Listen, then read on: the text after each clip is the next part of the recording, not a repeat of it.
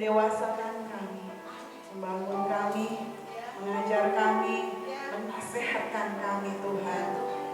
Menjadi orang-orang yang bukan menjadi anak yang gampangan Tuhan, tapi orang-orang yang mengerti apa yang Kau mau dalam hidup kami ya Bapa. Terima kasih Tuhan, terima kasih Bapa. Haleluya. Dalam nama Yesus semua yang mengasihi Tuhan mengatakan amin. Haleluya, amin. Apa kabar saudara? Bulan lalu, sekarang udah bulan baru saudara. Bulan lalu kita belajar mengenai apa? Favor of God. Benar. Dari favor of God, siapa yang merasakan favor of God di dalam bulan lalu? Tuhan memberikan kemurahan di dalam hidupnya. Amin. Cuma satu orang. Yang lain? Amin. Amin. Siapa yang benar-benar merasakan favor of God di dalam bulan lalu? Amin. Bulan ini tetap akan ada favor of God. Amin, saudara. Tetap kita akan merasakan kemurahan Tuhan. Bulan depan juga, bulan depan juga. Setiap bulan kita akan merasakan favor of God. Bukan karena bulan lalu temanya favor of God, habis itu bulan ini kita nggak merasakan favor of God. Amin. Amin. Amin. Tema di dalam bulan ini adalah Heart of Worship. Coba bilang kiri kanan, Heart of Worship. Oh, bahasa Inggris ya Bu ya. Bahasa Indonesianya adalah hati yang menyembah. Hati yang menyembah, Heart of Worship. Oke. Saudara, pada waktu Tuhan berbicara untuk tema di dalam bulan ini mengenai Heart of Worship, setelah kita merasakan kemurahan Tuhan dan favor-nya Tuhan dalam hidup kita, akan ada yang namanya hati yang sungguh-sungguh mau menyembah Tuhan ya. Hati yang sungguh-sungguh mengatakan terima kasih Tuhan akan kemurahan Tuhan yang saya rasakan di dalam hidup saya. Saya merasakan Tuhan menyertai saya, melindungi saya, menjaga saya. Di dalam masa-masa yang sulit, saya masih tetap berdiri dan masih tetap kuat di dalam Tuhan. Itu karena favor-nya Tuhan. Karena apa? Favor-nya Tuhan. Amin saudara. Karena apa? Favor-nya Tuhan. Amin saudara. Hari ini saya percaya bahwa favor-nya Tuhan di dalam kehidupan kita membangun kita, membawa kita lebih dekat lagi dengan Tuhan. Melalui apa? Hati yang menyembah Tuhan. Amin saudara. Amin. Temanya adalah ibadah yang sejati. Next. Kita buka di Yohanes 4. Coba saudara buka di kekecilan. Kita buka di Alkitab saudara. Yohanes 4.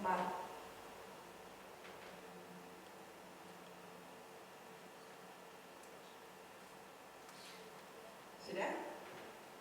Ayat 1 sampai 23. Saudara bisa baca bergantian saudara. Mungkin yang sebelah sini ayat ganjil, kemudian sebelah sini genap, ganjil genap, ganjil genap. Sudah semua? Ada di situ saudara, kalau susah buka.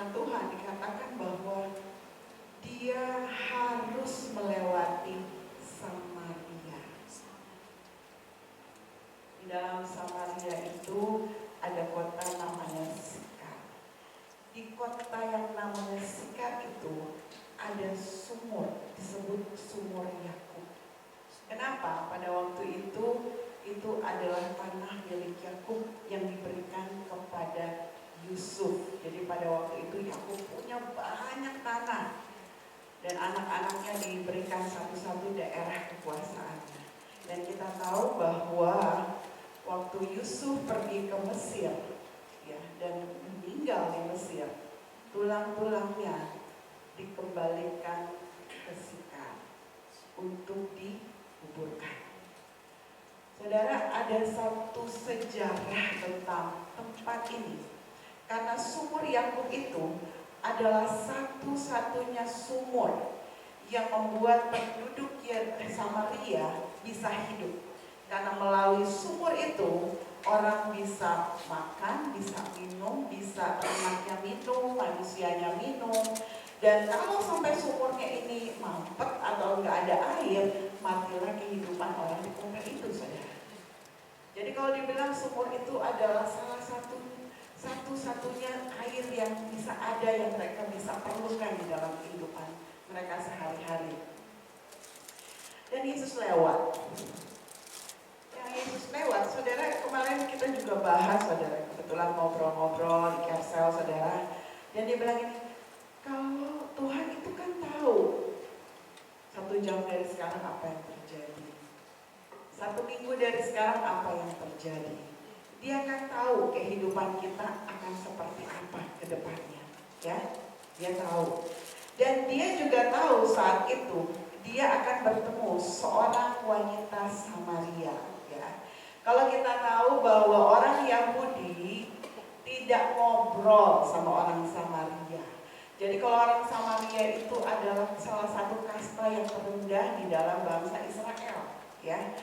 Jadi mereka nggak ngobrol, apalagi ngobrolnya panjang, ya.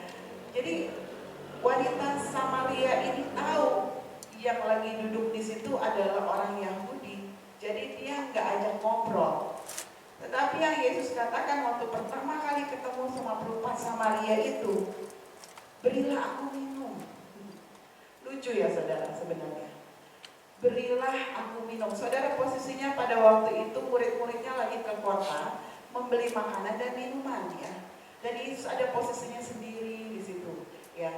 Dan memang pada waktu itu adalah waktu yang tepat untuk Yesus mengatakan sesuatu atau melayani perempuan ini. Saudara, kita tahu bahwa Tuhan Yesus melayani banyak orang sebelumnya, ya. Orang yang kusta, orang-orang lumpuh, orang-orang yang hina, semuanya dilayani oleh Tuhan Yesus. Tetapi pada waktu itu mungkin perempuan ini tidak tahu siapa Tuhan Yesus, saudara. Tidak tahu dia, ya. Waktu Tuhan Yesus ngobrol, saudara, kenapa sih saya baca sepanjang Alkitab, saudara, kata penyembahan itu lebih banyak di Perjanjian Lama dan lebih banyak berbicara mengenai penyembahan kepada berhala, ya, bukan kepada Tuhan. Tetapi kata-kata penyembahan itu penyembah itu kepada berhala, ya. Nah, saat itu wanita itu ngobrol sama Tuhan Yesus. Oh, kamu mau sih ngobrol sama saya, ya?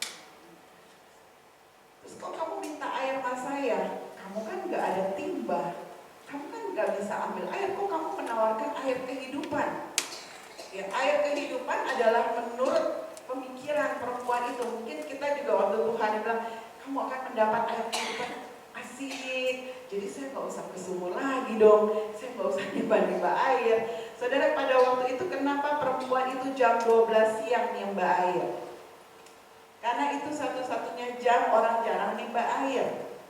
Karena apa? Dia menghindari orang banyak. Kenapa? Karena dia malu. Seperti yang Tuhan Yesus katakan itu, bahwa dia punya 5 suami saat ini, dia hidup tidak dengan suaminya. Bahkan dia malu menghadapi orang-orang di sekitarnya. Jadi di balik semuanya itu, kenapa dia ambil air jam 12 siang? Tujuannya supaya tidak ketemu orang, saudara. Ketemu Tuhan Yesus. Terus kemudian, kenapa tiba-tiba Tuhan bicara mengenai penyembah? Karena apa? Karena wanita ini bingung. Kok bisa Tuhan tahu? Tuhan nggak, orang ini, si Tuhan ini tahu. Dia nggak kenal saya, tapi kok dia tahu hidup saya? Terus kemudian dia bilang, kamu pasti nabi. Kamu pasti nabi. Saudara, pada waktu itu Tuhan bicara mengenai nabi, Tuhan perempuan itu bicara mengenai satu penyembahan. Kalau saya harus menyembah itu di gunung. Waktu itu Musa mengatakan, kalau engkau mau menyembah, engkau harus pergi ke Yerusalem untuk dapat menyembah Tuhan. Ya. Dan perempuan ini tahu akan firman itu, tahu akan kebenaran itu, tapi dia sendiri tidak pernah melakukan itu karena dia tahu dia mungkin gak layak untuk menyembah, gak layak untuk beribadah, ya. Tapi apa yang terjadi pada waktu itu? Tuhan berbicara mengenai penyembah yang benar, ya. Ini satu-satunya ayat yang berbicara mengenai penyembahan yang benar. Saudara, kita saat ini, kalau kita switch ke zaman sekarang, ya, saat ini kita adalah makhluk atau manusia, apalagi di Indonesia, yang sangat peduli kepada agama, yang sangat peduli kepada yang namanya ibadah, yang sangat peduli kepada rutinitas ibadah, apalagi ada sila ketuhanan, yang Maha Esa. Itu yang pertama. Berarti manusia yang ada di dunia ini adalah harus orang yang beragama, beribadah, ya. Kalau kemarin sempat G30 SPKI bicara mengenai komunis, orang yang tidak percaya pada Tuhan, ya kan, mau mengambil alih bangsa ini. Bangsa ini mau dijadikan bangsa komunis, sudah. Tetapi akhirnya menang Pancasila. Makanya hari ini adalah hari apa? Kesaktian Pancasila. Pinter. Dulu zaman saya masih PMP pelajarannya. PMP, siapa yang masih PMP? Nah, ketahuan zamannya sudah. Pelajarannya masih PMP. Sekarang udah apa namanya? Apa? PPKN, pendidikan apa? Pendidikan PP-nya ada 2. Oh, nggak tahu juga. Siapa yang tahu PPKN? P-nya ada 2. P-nya apa itu? Satu lagi. Aduh, saudara yang sekolah. Pendidikan Pancasila. Sampai di search sama anak. Saudara, akhirnya yang terjadi saat ini bagaimana setiap saudara dan saya, kita setiap hari Minggu ke gereja, ada orang setiap hari Jumat pergi ke tempat ibadahnya untuk menunaikan ibadah, ya. Tetapi kata ibadah ini atau penyembah yang benar ini bukan seperti ibadah yang kita lakukan saat ini, saudara. Amin. Amin. Amin. Firman Tuhan mengatakan, kita baca sama-sama 2-3 ya. Tetapi saatnya akan datang dan sudah tiba sekarang, bahwa penyembah benar akan menyembah Allah dalam roh dan kebenaran. Sebab Allah menghendaki penyembah demikian. Allah itu roh, dan barang siapa menyembah Dia harus menyembahnya dalam roh dan kebenaran. Saudara, kalau zaman dahulu bangsa Israel, ya, menyembah sesuatu yang mereka lihat, saudara. Mereka bahkan membuat sembahannya mereka, ya. Mereka membuat kambing dari emas, mereka lebur emasnya dibikin kambing, dan kemudian mereka atau sapi atau apapun mereka sembah. Mereka membuat sesuatu yang mereka bisa lihat dan mereka sembah, saudara. Zaman dulu bangsa Indonesia terkenal juga dengan zaman animisme dan dinamisme, saudara. Menyembah batu-batu, ya, sesuatu yang bisa disembah, saudara. Dan sembahan itu berbicara mengenai bagaimana dia membungkukkan badan, bagaimana dia menyerahkan hidupnya kepada sembahan itu. Nah, kalau arti kata sebenarnya, saudara, kata penyembah, esensi dari penyembahan itu bicara kalau di dalam bahasa Ibrani avodah. Kata dasarnya avod, artinya bekerja mengabdi kepada seseorang atau kepada Tuhan. Ya. Di dalam bahasa Yunani, kata ibadah atau penyembahan itu sendiri adalah kehidupan yang searah pada kehendak orang atau Tuhan yang dia sembah. Jadi kalau zaman dahulu mereka menyembah, mereka menyerahkan hidupnya kepada si sembahan itu, ya. Mereka bisa melakukan dan mau melakukan apapun untuk si sembah itu. Dan pada waktu itu bangsa Israel, mereka mengumpulkan emas mereka, apapun untuk mereka kumpulkan, mereka lebur untuk membangun atau membentuk sesembahan mereka untuk mereka bisa sembah. Ya. Saat ini, zaman saat ini, orang menyembah Tuhan adalah datang ke gereja, ikut ibadah 2 jam. Habis itu pulang dan kehidupannya ya nggak tahu mereka menyembah siapa, saudara. Dan saat ini kita masih berpikir bahwa apakah ibadah kita atau penyembahan kita itu adalah penyembahan yang seperti di Yohanes 4 ini. Apakah itu adalah penyembahan yang Tuhan mau? Nah, sama-sama kita belajar, saudara. Sama-sama kita mengerti. Sebenarnya persembahan atau penyembahan seperti apa yang Tuhan mau, saudara. Mari kita buka di Roma 12. Kita mari berkaca, apakah ibadah kita itu sejati atau ibadah kita itu palsu. Kenapa bukan saya bilang tidak sejati, saudara? Palsu. Palsu itu yang namanya palsu, kalau negara Cina jago membuat semuanya serba palsu, saudara. Ya kan? Dimirip-miripin. Hampir sama, tapi nggak sama. Mirip, tapi nggak sama. Sama juga kadang-kadang kita berpikir bahwa ibadah kita itu yang seperti Tuhan mau. Mirip sih, dari luar mirip, tetapi palsu, saudara. Coba bilang kayak palsu. Next. Pertama, ibadah kita buka di Roma 12 ayat 1.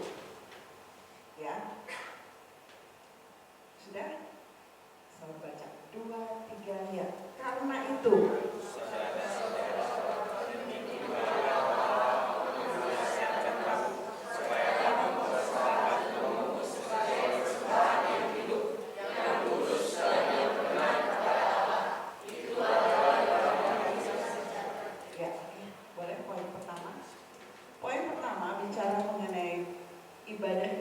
bicara mengenai mempersembahkan tubuh sebagai persembahan yang hidup, kudus dan sehat. Saudara, zaman dahulu kalau mempersembahkan sesuatu itu harus ada yang dibakar, saudara. Kalau binatang dibakar supaya apinya naik ke surga. Artinya persembahan itu mati, saudara, ya. Tetapi yang Tuhan bicara adalah persembahan yang hidup. Dan dia berbicara mengenai tubuh. Coba bilang ke kanan, tubuh kita. Saudara, tubuh kita ini adalah satu alat yang Tuhan mau untuk menyembah Tuhan. Bukannya hanya tangan ke atas, tutup mata, atau sembah Tuhan secara ekspresi tubuh, saudara, ya. Tepuk tangan, bukan itu. Tetapi persembahan tubuh adalah persembahan yang hidup, kudus, dan berkenan kepada Tuhan, ya. Berbicara mengenai bagaimana sih hidup kita ini, ya. Hidup kita ini yang kita sebagai kita bernafas, bagaimana kehidupan ini memang apa yang kita lakukan memang buat kemuliaan Tuhan nggak? Atau menyenangkan, berkenan kepada Tuhan nggak? Kudus nggak?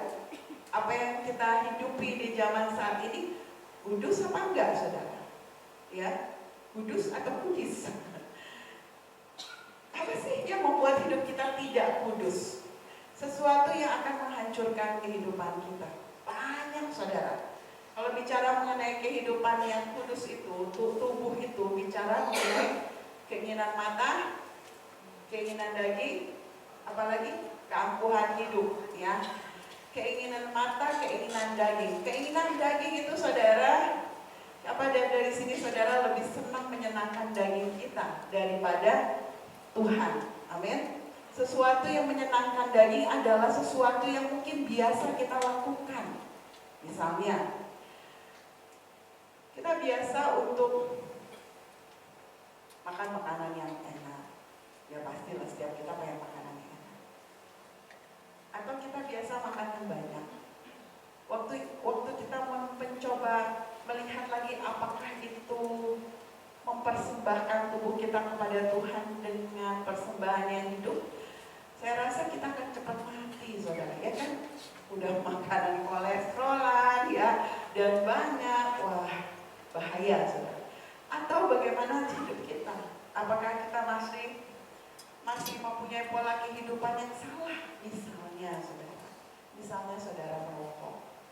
Gak ada di firman Tuhan bahwa merokok itu gak boleh. Coba bilangkan, gak ada, gak boleh. Gak ada kan? Tetapi apakah itu mempersembahkan tubuh yang hidup, kudus dan berkenan kepada Tuhan? Enggak. Amin.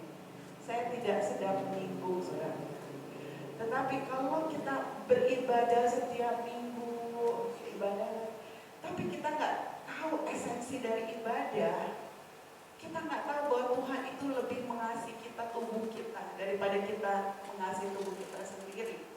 Kita sedang menghancurkan tubuh kita yang adalah bait Allah.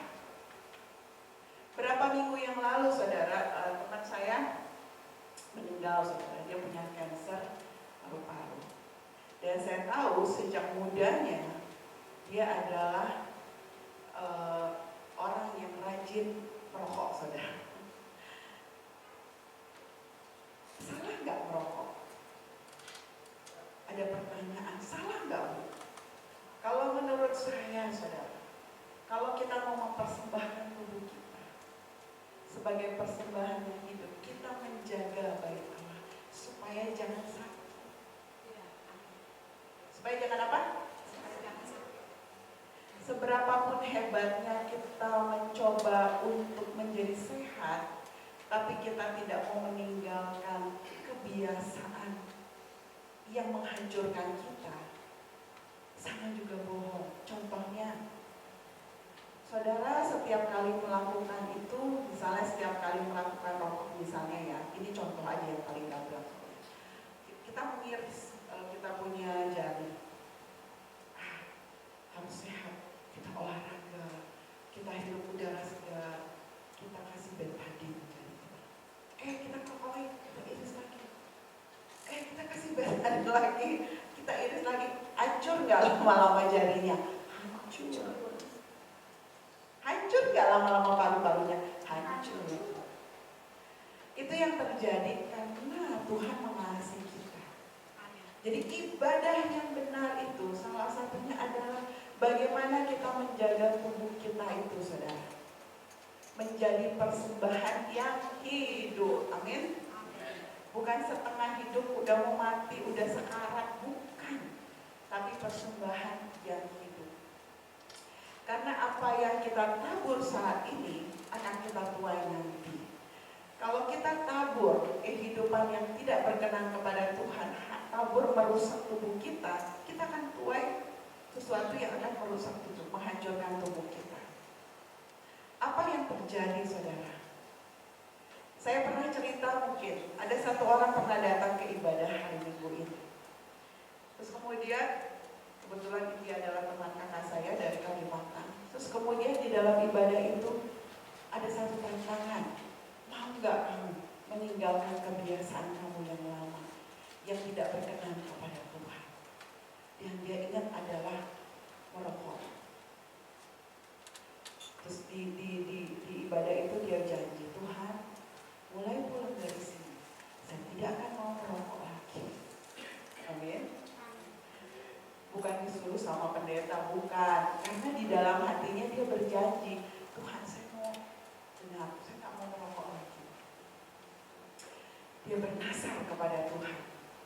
Pulang ke Jakarta, dia kebetulan di kamar atas, kakak saya di kamar bawah, kamar atas. Dia berdiri, dia seperti udah biasa kali ya saudara ya. Di kantong ada rokok, dia mulai hisap rokok. Dan dia lupa sama janjinya, tuh lupa. Apa yang terjadi saudara? Tuhan banting badannya, tiba-tiba kubrak, jatuh gitu. Sampai di bawah, loh ada apa itu? Ada apa itu? Terus dia bilang, kenapa ya saya kok tiba-tiba jatuh? Aduh, dia ingat nasabnya dia.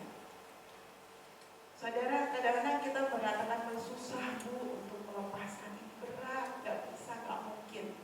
Tapi pada waktu kita punya tekad untuk mempersembahkan ibadah kepada Tuhan, mempersembahkan tubuh kita sebagai persembahan yang hidup kudus dan berkenan kepada Tuhan, amin saudara, pasti bisa. Bilang kiri kanan, pasti bisa. Siapa yang masih merokok, pasti bisa, amin saudara.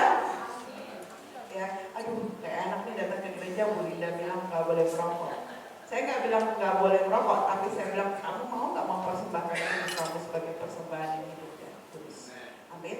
Bukan hanya merokok, saudara, ada banyak makan makanan yang tidak sehat itu juga bahaya, saudara. Amin. Kakak ibu, sepupu saya punya suami meninggal langsung dipanggil Tuhan. Dia makan sate kambing plus durian.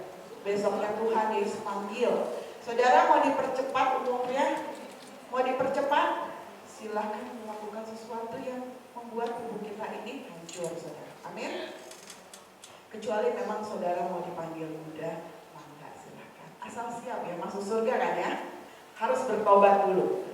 Siapa yang sudah pernah menerima Tuhan sebagai Tuhan dan Juru Selamat? Siapa yang sudah pernah?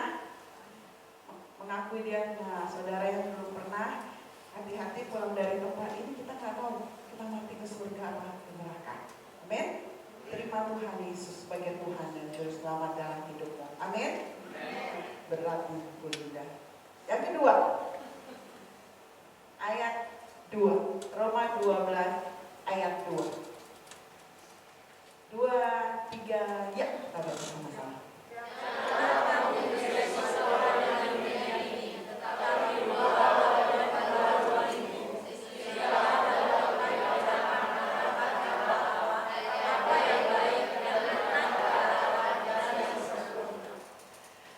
Perubahan yang kedua yang Tuhan mau adalah pembaharuan budimu. Jadi saudara bisa catat. Sehingga kamu dapat membedakan mana kehendak Allah, apa yang baik, apa yang berkenan kepada Allah, dan apa yang sempurna. Amin saudara. Saudara, pembaharuan budi itu sangat penting. Kenapa? Karena kita nggak tahu bahwa dari kecil apa yang masuk di dalam si budinya kita, saudara ya. Mungkin si budinya kita dari kecil sudah dibilang, aduh kamu tuh anak bodoh, itu kamu tuh anak, aduh saya capek punya anak seperti kamu. Mungkin di dalam kecil ada banyak kata-kata dari guru kita, dari orang tua kita, kata-kata yang menghancurkan kita.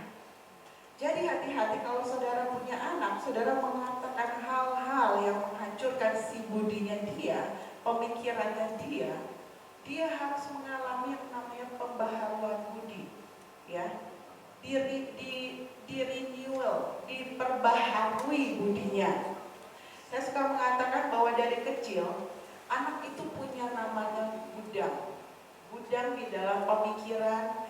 Kalau John mengatakan bahwa anak itu seperti kertas putih yang siap ditulis. Siapa yang tulis? Adalah orang-orang di sekitarnya, orang tuanya, gurunya, apa yang ditulis dalam kehidupannya. Itu akan mempengaruhi masa depannya. Pembaharuan budi itu penting. Kenapa? Kadang-kadang kita juga nggak tahu apa sih yang baik, apa sih yang berkenan kepada Tuhan, apa yang Tuhan mau, bingung saudara. Berapa orang berjalan di dalam kehidupan ini dengan penuh dengan kebingungan, flow like ya mengalir aja deh ya. Gak tahu yang dijalani itu benar apa enggak, harus belok kiri atau belok kanan.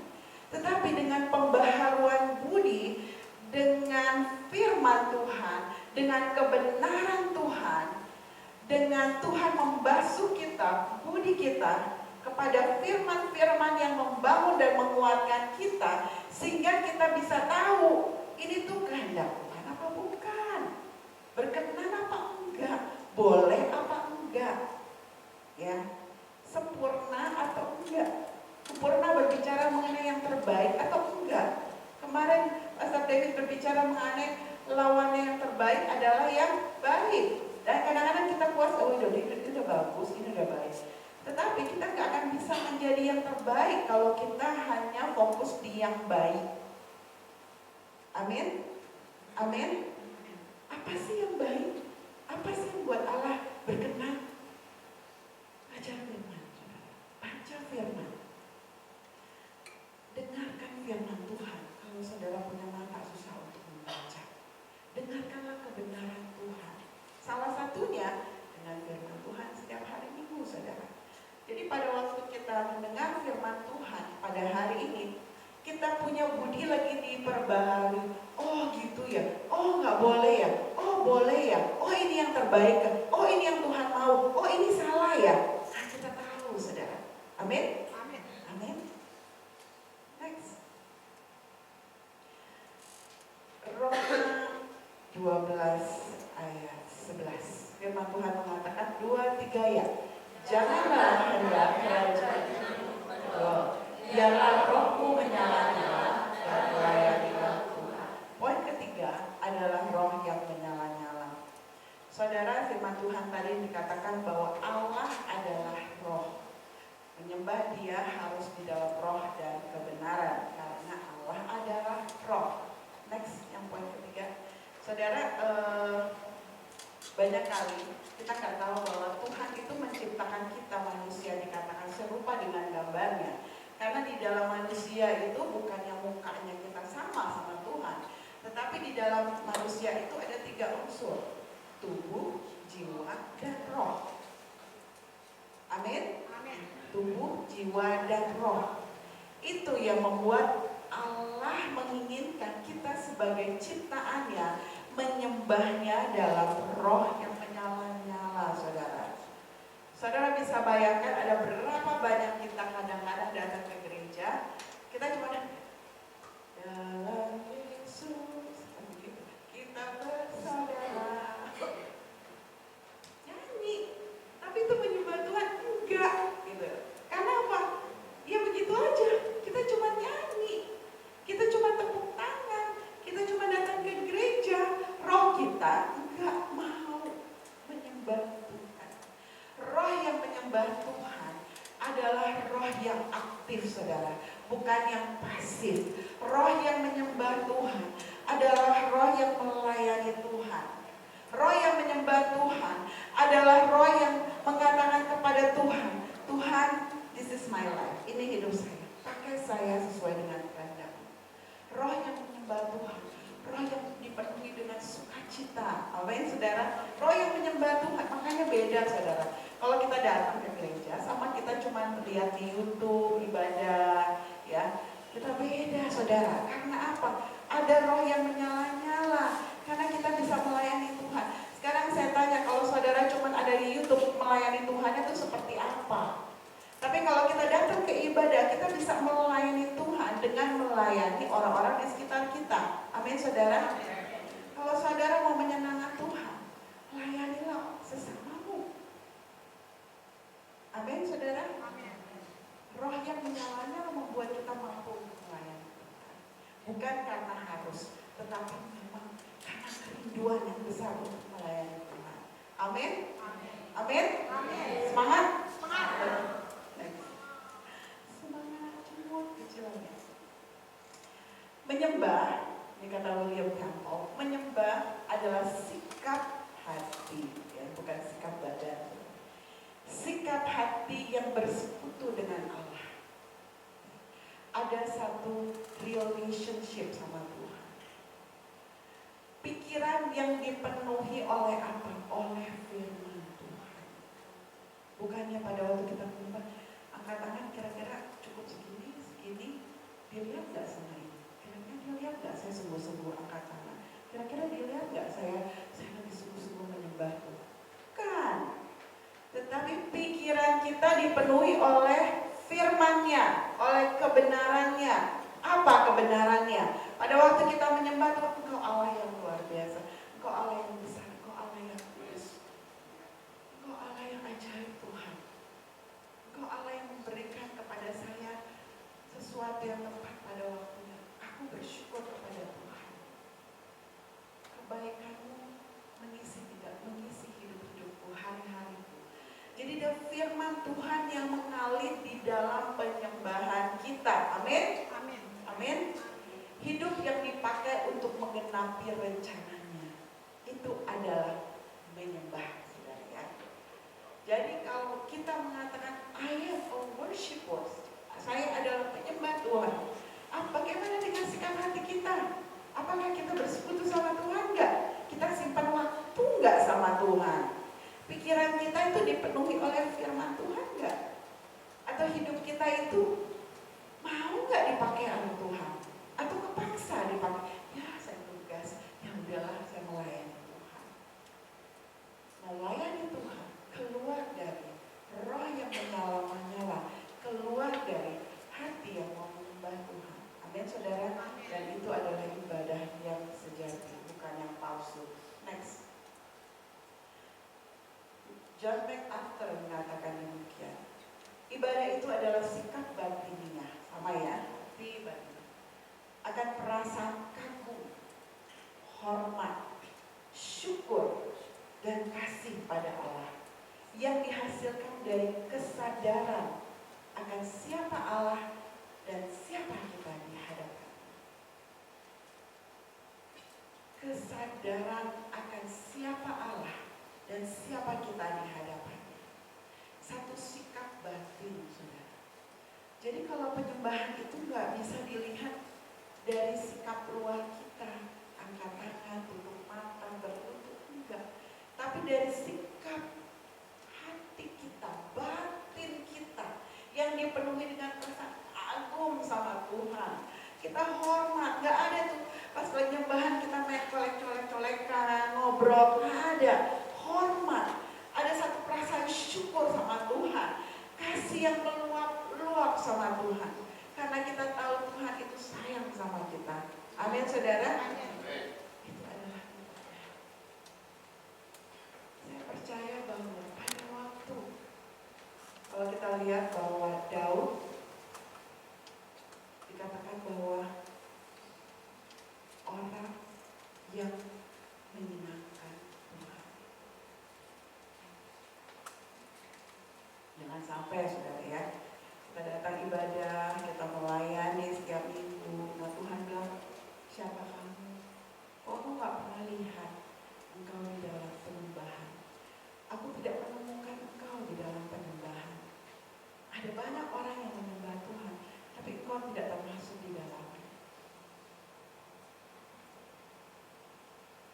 Mungkin kita berpikir, gak apa-apa, saya gak menyembah Tuhan, gak apa-apa. Tapi kita mau gak masuk di dalam satu kehidupan yang akhirnya menginyang-inyangkan hidup kita. Saudara, kadang-kadang kita harus tahu, kita melakukan satu pasti ada tujuannya, ya enggak? Ya, orang yang bekerja, oke, yang bapak-bapak, adik-adik yang brimob, saudara jungkir balik, kadang-kadang dipukulin, kelaparan, ada tujuannya enggak? Ada dong ya, ya kan? Apa yang kita lakukan tiap hari, bangun pagi, bekerja, bahkan beribadah hari Minggu, ada tujuannya kan? Ada. Jangan sampai tujuan kita itu menjadi sia-sia.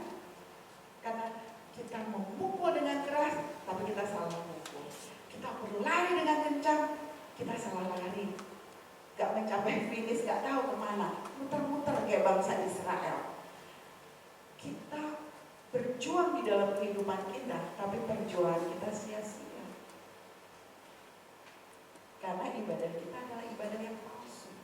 Hari ini mari kita percaya, Tuhan mau kita sama-sama berlari kepada panggilan Tuhan, mencapai panggilan Tuhan. Tuhan nanti aja deh, saya masih muda, nanti aja kalau saya udah umur tua baru saya sungguh-sungguh sama Tuhan. Gak ada yang tahu umur kita kapan. Umur bukan bicara mengenai tua dan muda, tapi umur berbicara mengenai waktu yang Tuhan berikan kepada kita beda-beda, saudara. Mungkin saya sekarang sampai umur 56 tahun, belum tentu saudara sampai umur 56 tahun.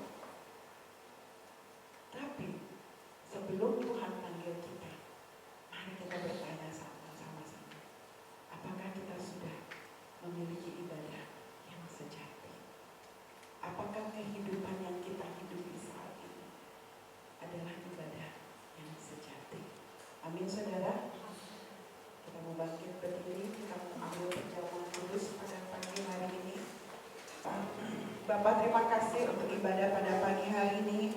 Dan berdoa Tuhan untuk setiap jemaat saudara-saudara kami yang berulang tahun Tuhan di bulan Agustus dan September ya Bapak. Itu bungkus mereka dengan kuat kuasa darah-Mu, berkati hidup mereka, apapun yang mereka lakukan berhasil. Mereka semakin berkenan dan dekat kepada Tuhan, beribadah kepada Tuhan. Ada hidup yang menjadi saksi, hidup yang menjadi terang dalam kehidupan mereka. Berdoa apapun yang menjadi kebutuhan mereka, Engkau yang mencukupinya ya Bapa. Berdoa ada tingkap-tingkap langit yang terbuka, ada mujizat Tuhan yang terbuka dalam kehidupan mereka. Dan berdoa ada langkah-langkah orang benar yang menjadi langkah dalam kehidupan mereka. Engkau akan menerangi setiap langkah-langkah dalam kehidupan mereka. Berdoa akan semua ketakutan dan kekhawatiran. Di dalam nama Yesus Kristus Tuhan, Engkau akan menjagai mereka dan Engkau tidak akan mempermalukan mereka. Engkau akan membuat mereka tetap maju, terus maju ya Tuhan. Dalam semua tantangan yang mereka hadapi, mereka tetap percaya Tuhan ada di sana. Tuhan memegang tangan mereka dan Tuhan yang menjagai hidup mereka, menopang mereka, bahkan menggendong mereka saat mereka tidak mampu untuk berjalan ya Bapa. Tutup bungkus mereka dengan kuat kuasa darah-Mu ya Bapa. Hari ini Tuhan kami mau menyelesaikan ibadah ini Tuhan. Sebelumnya mari kita berdoa. Bapa kami yang di surga, nama-Mu datang dalam kerajaan-Mu, jadilah kehendak-Mu di bumi seperti di surga. Berikanlah kami pada hari ini makanan kami yang secukupnya, dan ampunilah kami akan kesalahan kami, seperti kami juga mengampuni orang yang bersalah kepada kami. Dan janganlah membawa kami ke dalam pencobaan, tetapi lepaskanlah kami daripada yang jahat. Karena Engkau yang punya kerajaan dan kuasa dan kemuliaan sampai selama-lamanya. Tuhan akan menyinari Engkau dengan wajah-Nya, mengangkat Engkau di dalam masa-masa sulitmu. Tuhan akan menyertai Engkau pada waktu Engkau berjalan keluar dari rumahmu, bahkan sampai Engkau kembali ke rumahmu.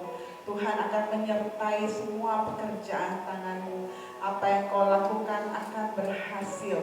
Tuhan akan membuat engkau terus naik dan tidak pernah turun. Tuhan akan menguatkan jiwamu di dalam masa-masa yang sulit.